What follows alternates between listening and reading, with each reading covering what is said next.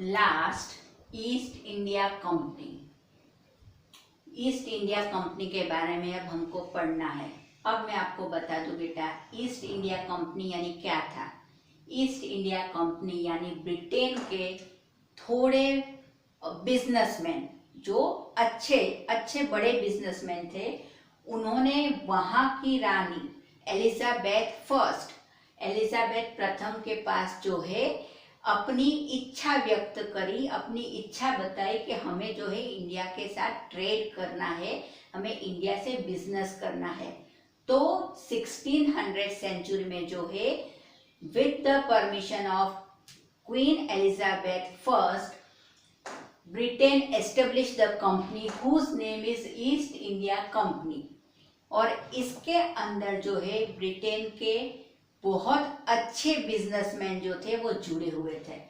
इन अच्छे बिजनेसमैन ने मिलकर ईस्ट इंडिया कंपनी बनाई और इंडिया के साथ अपना ट्रेड करना शुरू करा। अब सबसे पहले ईस्ट इंडिया कंपनी के कैप्टन विलियम हॉकिंस जो 1608 में जिस शिप में आए थे, उस शिप का नाम था हेक्टर शिप। हेक्टर शिप लेकर 1608 में हमारे इंडिया में सबसे पहले आने वाले ब्रिटिश नागरिक जो थे वो थे कैप्टन विलियम हॉकिंस। इन्होंने बेटा क्या करा, इन्होंने आए, सूरत में उतरे और सूरत से बादशाह जहांगीर जो मुगल एम्पायर थे उनसे मिले। अब आपको पता है ये हमारा भारत का रिवाज था कि कोई भी परदेसी आता था तो उन्हें हम मान सम्मान देते थे। तो जब बादशाह जहांगीर ने देखा कि कैप्टन विलियम हॉकिंस जो है वो विदेश से आए, तो उन्होंने उनका सम्मान करा और उन्हें बहुत सारे तोहफे भी दिए। इसके बाद हॉकिंस ने जो है अपनी डिजायर जहांगीर से कही कि मुझे जो है मेरे देश को जो है आपके देश के साथ व्यापार करना है, तो मुझे जो है इसकी परमिशन चाहिए। तो जहांगीर जो है उनकी पोलाइटनेस से बहुत प्रभावित हुए बेटा। पर उस टाइम क्या था, जहांगीर ने किसको परमिशन दी थी, पुर्तगीज को। पुर्तगीज जो थे ऑलरेडी हमारे साथ व्यापार कर रहे थे, इसलिए ये बात उन्होंने कैप्टन हॉकिंस से बोली।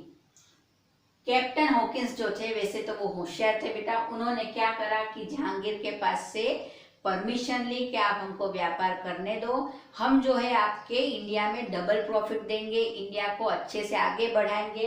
तो जहांगीर ने जो है उनकी बात मान ली और साथ साथ में उन्होंने क्या परमिशन ली कि हमारा एक राजदूत, ब्रिटेन से आया हुआ हमारा एक राजदूत जो है वो आपके महल में और आपके सभा में बैठे।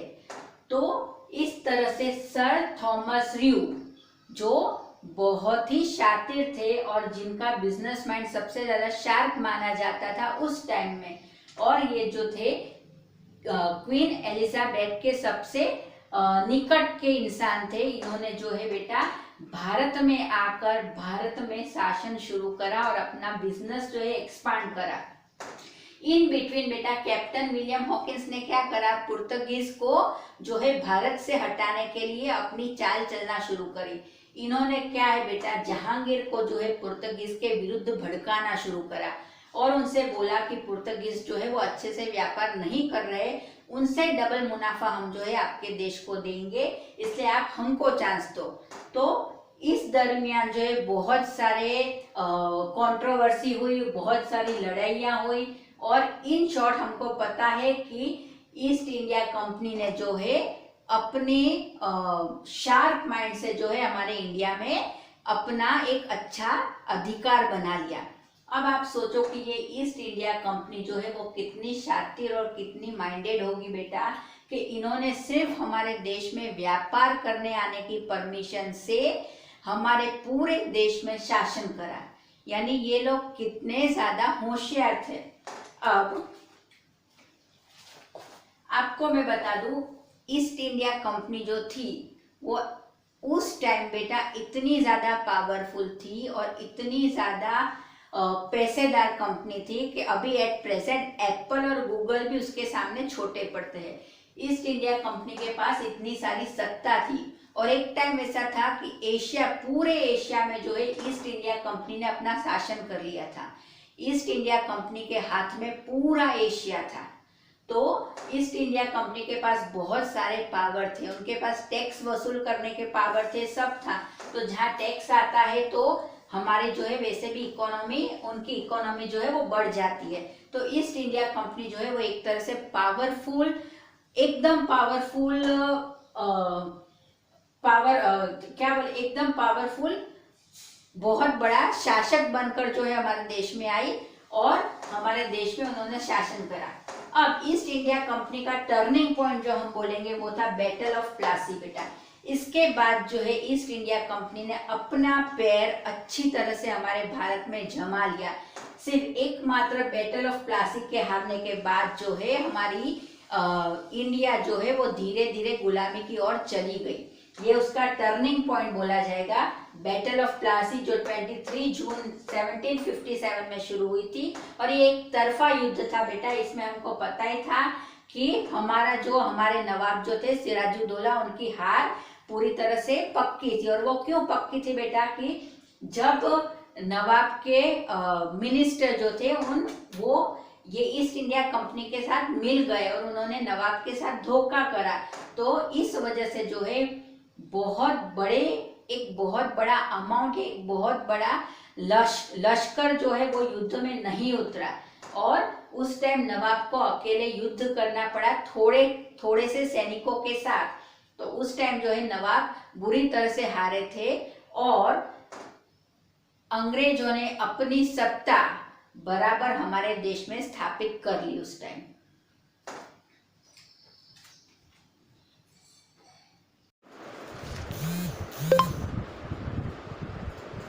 बैटल ऑफ प्लासी में ईस्ट इंडिया कंपनी की लीडिंग कर रहे थे सर रॉबर्ट क्लीव और उन्होंने अपने साथीदार के रूप में मीर जाफर को मिला लिया। मीर जाफर कौन थे बेटा?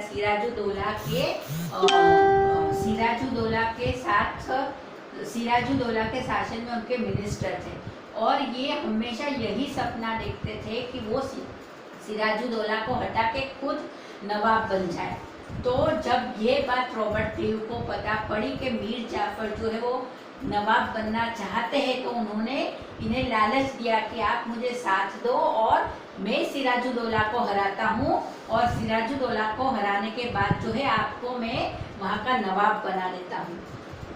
ठीक इसी उनकी बात पर विश्वास करते हुए मीर जाफर ने जो है अपने नवाब के साथ गद्दारी करी और अंग्रेजों का साथ देकर उन्होंने सिराजुद्दौला को हरा दिया। उसके बाद मीर जाफर जो है वहाँ के नवाब बने। कहने के लिए नवाब थे पर सारा कंट्रोल जो था वो रॉबर्ट क्लीव के हाथ में था। ये जैसा कहते थे मीर जाफर को वैसा ही करना पड़ता था। इन्होंने एक अमाउंट बांध दिया था मीर जाफर को कि आपको इतना रुपया कंपनी के तरफ से हर महीने मिलेगा, तो आपको इसमें सरवाइव करना है और दूसरी सारी जो इनकम होगी वो कंपनी के हाथ में होगी। तो in short battle of Plassey जो था वो अंग्रेजों का सबसे बड़ा टर्निंग पॉइंट माना जाता।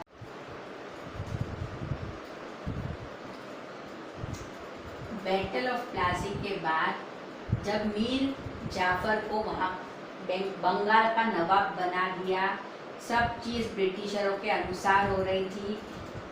कैप्टन क्लू जो थे, रॉबर्ट क्लू जो थे, वो वापस ब्रिटेन चले गए थे। पर सडनली मीर जाफर जो है वो बीमार पड़े, उन्हें हॉस्पिटलाइज करना पड़ा।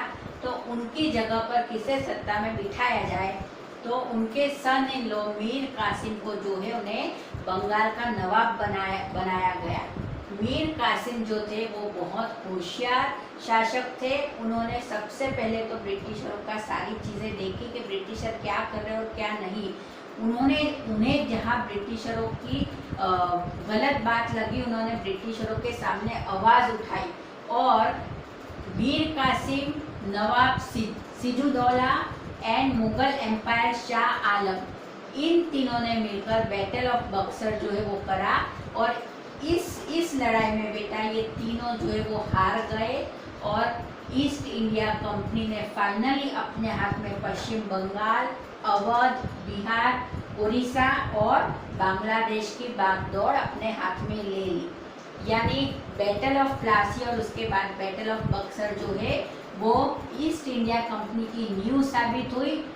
अपने पैर जमाने के लिए भारत में उन्होंने अपना स्वतंत्र शासन जो है वो बैटल ऑफ प्लासी और बैटल ऑफ बक्सर के बाद अपना फाइनली शासन उन्होंने कर लिया। तो देखो हमने देखा कि ईस्ट इंडिया कंपनी कैसे व्यापार करने आई बेटा, और उन्होंने कैसे व्यापारी में से हमको हमारे देश में गुलाम बना लिया और कितना हमारे देश में से उन्होंने लूटा। तो ये जो है पहला lesson arrival of European in India वो पूरा हुआ। अब इसके आगे का और जो है वो हिस्ट्री में दूसरे लेसन में मैं आपको समझाती हूँ। आई होप आपको ये लेसन समझ में आया होगा, और आपको समझ में आया हो तो मेरे चैनल को सब्सक्राइब कीजिए। ओके।